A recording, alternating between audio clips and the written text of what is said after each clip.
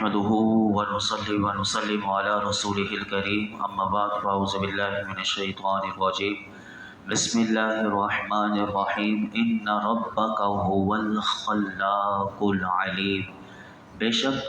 تمہارا رب ہی بہت پیدا کرنے والا جاننے والا ہے۔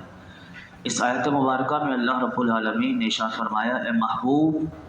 آپ کے جس رب نے آپ کو کمال کی انتہا تک پہنچایا، وہی آپ کو، ان کفار کو اور تمام موجودات کو پیدا کرنے والا ہے، اور وہ آپ کے اور ان کفار کے احوال کو تمام تر تفصیلات کے ساتھ جانتا ہے، اور آپ کے اور ان کافروں کے درمیان میں ہونے والے معاملات میں سے کچھ بھی آپ کے رب سے پوشیدہ نہیں ہے۔ اس لیے آپ تمام امور میں اسی پر توکل کریں،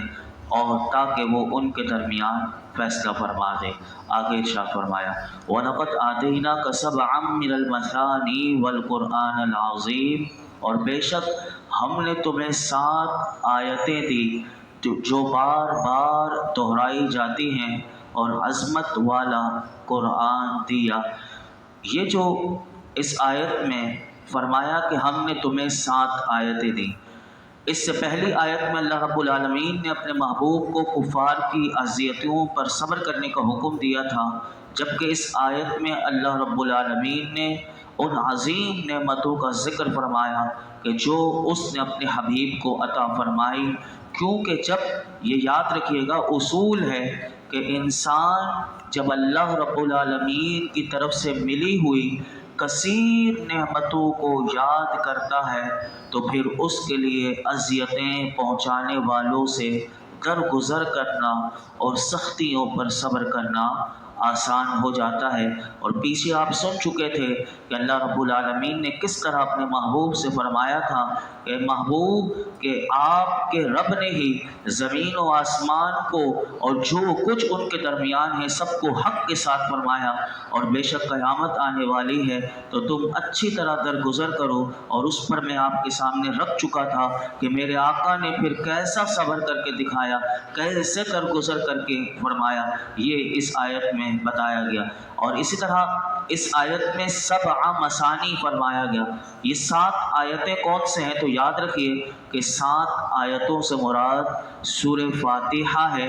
بخاری شریف کی حدیث میں ہے کہ حضرت سعید بن معلا رضی اللہ تعالیٰ عنہ سے روایت ہے کہ رسول اللہ صلی اللہ علیہ وسلم نے ارشاد فرمایا، الحمدللہ رب العالمین، یعنی سورہ فاتحہ ہی 7 مثانی اور قرآن عظیم کے تمام علوم کی جامع ہے جو مجھے عطا فرمایا گیا۔ آپ اندازہ لگائیں سورہ فاتحہ میں کیا کچھ اللہ نے رکھا ہے۔ فرمایا کہ تمام علوم کی جامع ہے اور 7 مثانی ہے، یعنی سورہ فاتحہ حضور فرماتے ہیں مجھے عطا فرمائی گئی۔ اور سنن ترمذی شریف کی حدیث ہے، حضرت ابو ہریرہ رضی اللہ تعالیٰ عنہ سے روایت ہے کہ اللہ کے محبوب علیہ الصلوۃ والسلام نے ارشاد فرمایا، الحمدللہ، یعنی سورہ فاتحہ،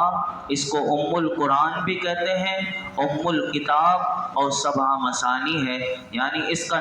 یہ قرآن کی ماں بھی ہے، قرآن یعنی کتاب کی ماں، اور 7 مثانی یعنی یہ بار بار دہرانے والی وہ آیتیں ہیں۔ کہ 7 مثانی کیوں کہا گیا اس کو؟ تو اس کی بھی 2-3 وجہ علماء نے لکھی۔ ایک وجہ تو یہ لکھی کہ سورہ فاتحہ کو نماز کی ہر رکعت میں یعنی اسے دہرایا جاتا ہے، اس لیے اسے 7 مثانی قرآن نے کہا۔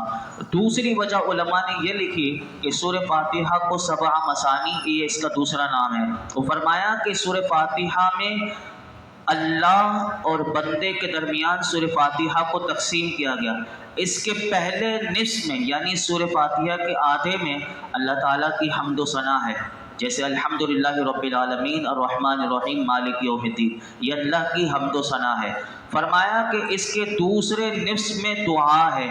ایاک نعبد و ایاک نستعین سے لے کے وللضالین تک یہ پوری دعا ہے۔ اور تیسری وجہ علماء نے اس کی یہ لکھی کہ یہ سورت 2 مرتبہ نازل ہوئی۔ ایک دفعہ یہ مکہ مکرمہ میں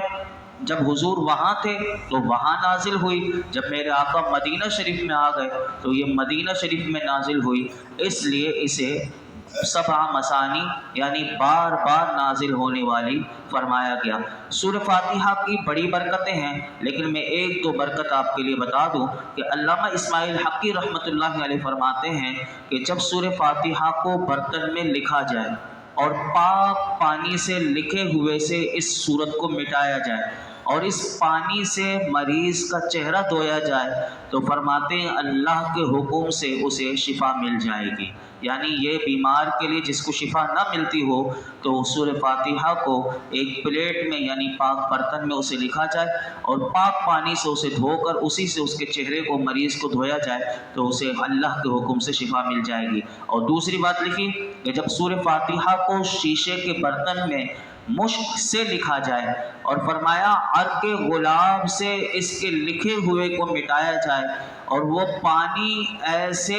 جس کا دماغ بند ہو گیا ہو، کوئی دماغ میں کوئی بات نہ بیٹھتی ہو، دماغ کمزور ہو، تو فرماتے ہیں ایسے کل ذہن شخص کو 7 دن تک یہ پانی پلایا جائے کہ جسے کچھ بھی یاد نہ رہتا ہو تو اللہ کے حکم سے اسے یاد ہو جائے گا، پھر اس کی برکت سے اسے ایسی شفا ملے گی، فرمایا جو سنے گا وہ اسے یاد ہو جائے گا۔ اور اس کے علاوہ بھی بے شمار اس کی برکتیں ہیں۔ آگے ارشاد فرمایا لا تمدن عینیک الی ما متعنا به ازواجا منهم ولا تحزن علیہم واخفض جناحک للمؤمنین، تم اپنی نگاہ اس مال و اسباب کی طرف نہ اٹھاؤ کہ جس کے ذریعے ہم نے کافروں کی کئی قسموں کو فائدہ اٹھانے دیا ہے، اور ان کا کچھ غم نہ کھاؤ اور مسلمانوں کے لیے اپنے بازو بچھاؤ۔ اس آیت کا علماء نے فرمایا کہ ایک معنی تو یہ ہے کہ یہ خطاب حضور سے ہے کہ اس طرح کہ اے انبیاء کے سردار صلی اللہ علیہ وسلم، ہم نے آپ کو ایسی نعمتیں عطا فرمائی ہیں کہ جن کے سامنے دنیا کی یہ نعمتیں حقیر ہیں، تو اے محبوب دنیا کے مال و متاع سے مستغنی رہیں کہ جو یہودیوں اور عیسائیوں وغیرہ پر مختلف قسم کے کافروں کو دیا گیا ہے، محبوب ان کی طرف آپ نگاہ نہ دیکھیے گا۔ اور علامہ محمد یوسف اندلسی رحمۃ اللہ علیہ فرماتے ہیں کہ دنیا کے مال و متاع کی طرف نظر کرنے کی ممانعت سے یہ ثابت نہیں ہوتا کہ کوئی یہ سمجھ لے کہ حضور علیہ الصلوۃ والسلام کافروں کے وہ جو مال و دولت تھی اس کی طرف میرے آقا نظر رکھتے تھے، بلکہ فرماتے ہیں کہ اللہ نے یہ جو حکم دیا لا تمدن عینیک، تو فرماتے ہیں اس سے منع اس لیے کیا گیا کہ میرے آقا جو ہیں وہ ہمیشہ کافروں کے مال سے بچتے رہے، تو حضور سے اللہ نے اس لیے فرمایا کہ محبوب جس طرح آپ بچتے ہیں ایسے ہی اس بچنے کے طرز عمل پر آپ ہمیشہ ثابت قدم رہیے گا۔ اور فرمایا اس آیت میں اگرچہ خطاب حضور سے ہے لیکن دنیا کے مال و متاع کی طرف نظر کرنے کی ممانعت حضور کی امت کو ہے، کیونکہ حضور کی امت سے یہ خطاب اللہ نے فرمایا کہ فرمایا محبوب آپ اپنی امت کو یہ کہہ دیجئے کہ جنہیں قرآن دیا گیا تو انہیں چاہیے کہ وہ دنیا کی رنگینیوں کو نہ دیکھیں، یہ کافروں کے مال و متاع کو نہ دیکھیں، بلکہ یہ قرآن یہ دنیا کی ساری نعمتوں سے بڑھ کر قرآن ہے۔ فرمایا اس قرآن میں غور و فکر کرو، اس کے معانی کو سمجھو اور اس میں دیے گئے احکامات کی وہ جو احکامات ہیں اس کی تعمیل کی طرف انسان کو توجہ کرنی چاہیے۔ یہ قرآن ایسی چیز ہے۔ یہاں پر علماء نے 2 باتیں اور لکھی، فرمایا کہ لا تمدن عینیک سے 2 باتیں معلوم ہوئی۔ نمبر 1، مسلمان کو ہمیشہ چاہیے کہ وہ کافر اور کافر کے مال کو کبھی بھی عزت کی نگاہ سے نہ دیکھے۔ حدیث پاک میں آتا ہے کہ حضرت ابو ہریرہ رضی اللہ تعالیٰ عنہ سے روایت ہے کہ رسول اللہ صلی اللہ علیہ وسلم نے ارشاد فرمایا کہ تم کسی بد عمل پر کسی نعمت کی وجہ سے رشک نہ کرو، یعنی وہ بد عمل ہے لیکن اس کے پاس نعمت دیکھ کر تمہیں رشک دل میں نہ آئے، اور فرمایا کیونکہ تم نہیں جانتے کہ مرنے کے بعد وہ کس چیز سے ملے گا، اس کے لیے اللہ کے پاس اذیت دینے والی ایسی چیز یعنی جہنم کی آگ ہے کہ جو فنا نہ ہوگی۔ الامان والحفیظ، اللہ ہمیں جہنم کی آگ سے محفوظ فرمائے۔ تو اسی لیے کسی کافر کے مال کی طرف کبھی بھی رشک کی نظر سے انسان نہ دیکھے، کیونکہ ایسوں کے لیے اللہ کے ہاں جہنم کی آگ ہے، دنیا میں اللہ نے انہیں دے دیا۔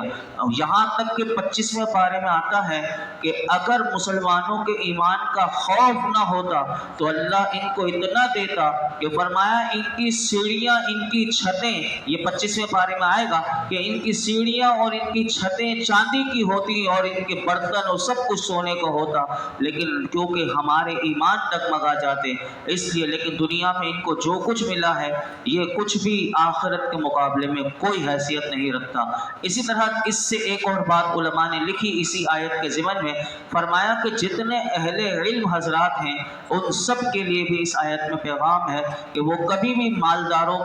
کے ساتھ اس طرح کا تعلق نہ رکھیں کہ جس سے مالداروں کی نظر میں ان کی حیثیت کم ہو، کیونکہ علم اعلیٰ چیز ہے، مال کم چیز ہے، تو مالداروں سے کبھی تعلق، کیونکہ فرمایا کہ ان کی حیثیت کم ہو اور مالدار انہیں عزت کی نگاہ سے دیکھنا گوارا نہ کرے، جیسا کہ آج معاشرے میں ہم دیکھتے ہیں کہ جیسے اہل علم علماء ہیں ان کی جو قدر کرنی چاہیے ہمارے معاشرے میں، گلوکار ہو، فنکار ہو، آرٹسٹ ہو،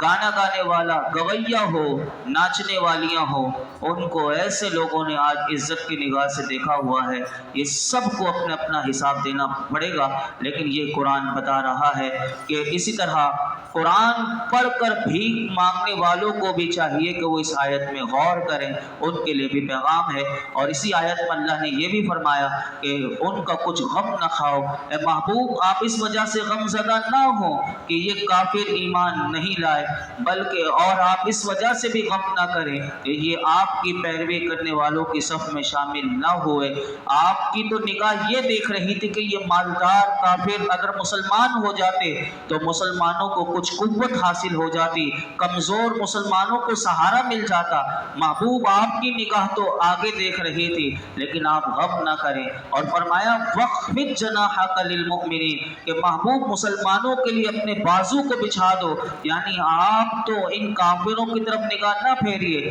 بلکہ محبوب آپ تو مسلمانوں پر اپنی رحمت اور شفقت کرتے ہوئے ان کے سامنے تواضع فرمائیں اور مسلمانوں پر رحم فرمائیں کہ جس طرح پرندہ اپنے بچوں کو اپنے پروں میں چھپا لیتا ہے، اور قربان جائے میرے آقا کی شفقت و رحمت پر، اس کے بارے میں تو خود قرآن کہتا ہے کہ لَقَدْ جَاءَكُمْ رَسُولٌ مِّنْ أَنفُسِكُمْ عَزِيزٌ عَلَيْهِ مَا عَنِتُّمْ حَرِيصٌ عَلَيْكُمْ بِالْمُؤْمِنِينَ رَءُوفٌ رَحِيمٌ۔ میرے آقا نے پھر یہ آیت جب یہ نازل ہوئی تھی تو حضور نے پھر شفقت کیسے کی کہ قرآن خود حضور کی تعریف کرتا ہے کہ بے شک تمہارے پاس تم میں سے وہ عظیم رسول تشریف لے آئے کہ جن پر تمہارا مشقت میں پڑنا بہت بھاری گزرتا ہے، وہ تمہاری بھلائی کے نہایت چاہنے والے، مسلمانوں پر بہت مہربان اور رحمت فرمانے والے۔ میرے آقا نے مسلمانوں پر کتنی شفقت کی، اس کی ایک جھلک دے کر میں اپنی گفتگو کو مکمل کرتا ہوں۔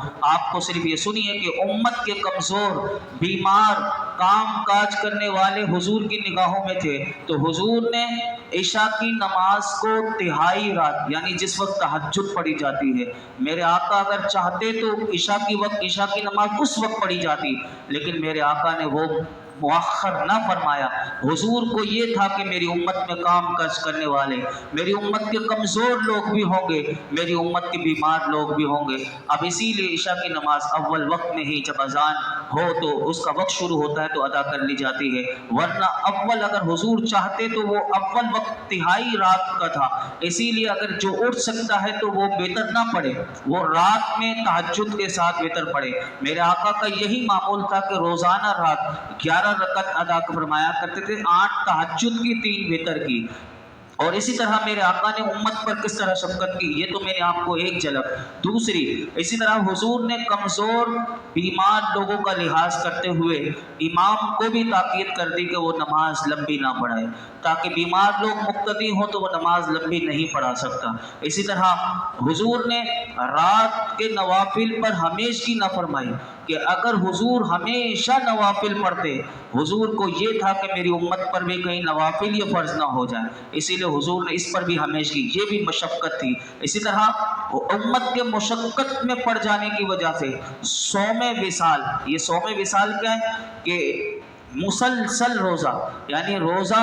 رکھا اور افطار کے بعد فوراً اگلے دن کا روزہ شروع ہو جائے، تو یہ صوم وصال صحابہ نے 2-3 دن رکھا تھا۔ صحابہ بے ہوش ہو کر زمین پر تشریف لے آتے تھے، میرے آقا نے فرمایا ایکم مثلی، تم میں سے کون میرے مثل ہے؟ تو حضور نے یہ فرما دیا تھا کہ اس لیے میری امت کو صوم وصال رکھنے سے بھی منع کر دیا کہ جس میں مسلسل روزہ ہوتا ہے، افطار نہیں ہوتا۔ اسی طرح حضور نے اپنی امت پر کیسی شفقت کی کہ ہر سال حضور نے حج کو فرض نہ فرمایا۔ اگر حضور ہاں کہتے تھے، وہ سائل نے کہا تھا حضور ہر سال حج، تو حضور نے ہر سال حج نہیں۔ میرے آقا کی نگاہ دیکھ رہی تھی کہ میری امت کے پاس آگے چل کر پیسہ نہیں ہوگا، یہ کتنا مشکل آگے بنا دیں گے یہ یہودی، اور یہ جو ایجنٹ ہیں یہ کتنا مشکل سے مشکل تر لوگوں کے لیے حرم شریف میں جانا بنا دیں گے۔ یہ دیکھیے میرے آقا کی نگاہ دیکھ رہی تھی، ہر سال حج فرض نہ فرمایا۔ یہ ہے شفقت۔ وخفض جناحک، یعنی حضور نے اپنے بازو اپنی امت کے لیے کیسے شفقت والے بچھائے۔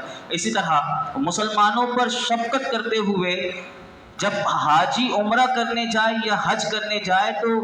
طواف کے درمیان ایک رمل ہوتا ہے، یعنی پہلوانوں کی طرح چلا جاتا ہے، تو یہ 3 چکر میں حضور نے